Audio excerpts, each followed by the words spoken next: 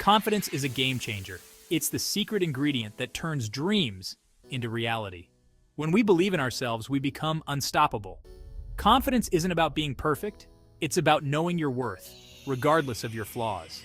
I remember a time when I lacked confidence. I'd shrink in meetings, afraid to speak up. My ideas stayed locked inside, never seeing the light of day. But then I realized something powerful. Confidence isn't a trait you're born with. It's a skill you can develop. That's when my journey began. I started small, challenging myself to speak up once in every meeting. It was terrifying at first, but with each small step, I grew stronger. I learned that confidence is like a muscle. The more you use it, the stronger it becomes. Now I want to share what I've learned with you, because confidence isn't just about feeling good. It's about living fully and inspiring those around you.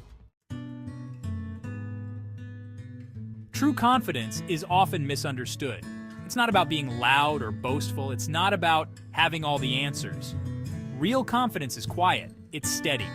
It's the calm assurance that comes from knowing your worth. It's about being comfortable with who you are, flaws and all. I once met a woman who exuded confidence. She wasn't the loudest in the room. She didn't demand attention, but when she spoke, people listened. Her words carried weight. She had a presence that drew others in. I asked her about her secret. She smiled and said, "I know who I am. I'm not perfect, but I'm enough." That's the essence of true confidence. It's not about comparing yourself to others. It's about being at peace with yourself. It's about knowing your strengths and embracing your weaknesses. Confident people aren't afraid to say, "I don't know." They're open to learning and growing. Our inner voice shapes our reality. The way we talk to ourselves matters. It can lift us up or tear us down. Positive self-talk is a powerful tool for building confidence. It's about being your own cheerleader. It's about treating yourself with kindness and respect. I used to be my own worst critic. Every mistake was a catastrophe. Every setback was proof of my inadequacy. But then I learned about positive self-talk. I started to challenge my negative thoughts. When I made a mistake, instead of berating myself, I'd say, "It's okay. You're learning." It felt awkward at first, almost fake. But over time, it became natural. Positive self-talk isn't about denying reality. It's about framing it in a constructive way. Instead of saying, "I'm terrible at public speaking. Try, public speaking is challenging, but I'm improving with practice." It opens up possibilities instead of shutting them down. Your inner cheerleader can be your greatest ally. Cheer yourself on, you deserve it. You. Fear is a natural part of life, but it doesn't have to control us. Facing our fears is a powerful way to build confidence. It shows us what we're capable of. It expands our comfort zone. And each time we do it, we grow stronger. I remember the first time I had to give a big presentation. My hands were shaking. My voice was trembling. I wanted to run away, but I took a deep breath and stepped onto the stage. It wasn't perfect. I stumbled over my words, but I got through it. And you know what? The world didn't end. In fact, people appreciated my effort. That's the thing about facing fears. It doesn't have to be perfect. It's about taking action, no matter how small. Start with something manageable. The key is to take that first step. Each time you face a fear, you prove to yourself that you're capable. And that's what confidence is all about. Section 5. Setting boundaries. The art of saying no. Boundaries are the foundation of self-respect. They're not about pushing people away. They're about protecting your energy and values.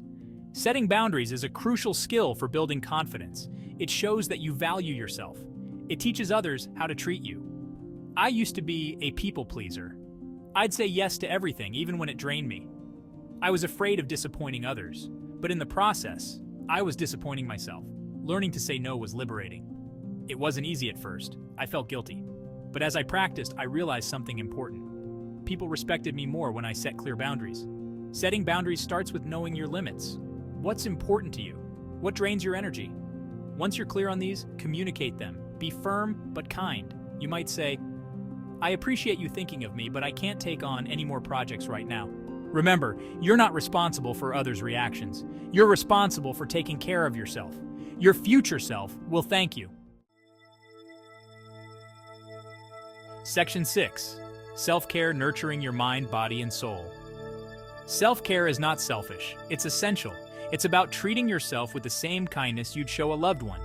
When we neglect self-care, we deplete our resources. We can't pour from an empty cup. Self-care is about refilling that cup. It's a powerful way to build confidence and resilience. I used to think self-care was a luxury. I'd push myself to the brink, thinking it was the only way to succeed. But I was wrong. I learned the hard way that burnout is real. Now I prioritize self-care. I make time for things that nourish my mind, body, and soul. It's not always easy. Life gets busy, but I've learned that when I take care of myself, I'm better equipped to handle life's challenges. Self-care looks different for everyone. For some, it's a bubble bath and a good book. For others, it's a challenging workout or a nature hike. The key is to find what works for you. What activities make you feel recharged? What helps you feel grounded and centered? Make a list of these things.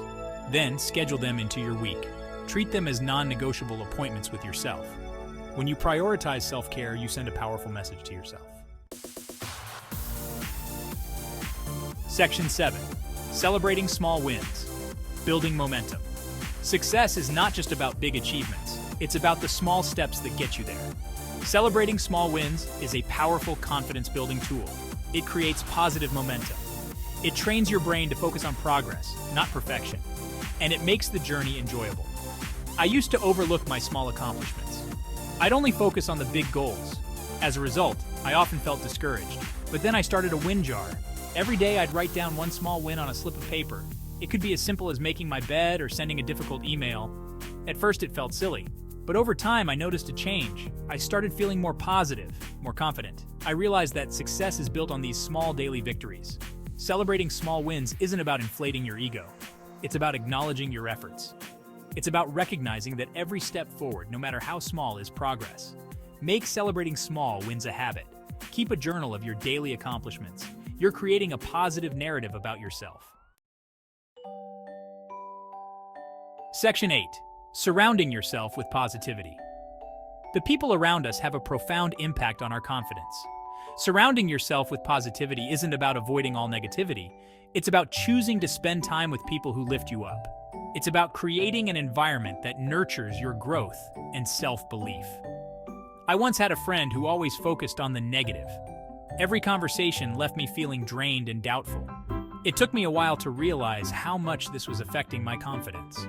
When I started spending more time with positive, supportive people, I noticed a change. I felt more energized, more capable. Their belief in me helped me believe in myself. Surrounding yourself with positivity doesn't mean cutting out everyone who disagrees with you.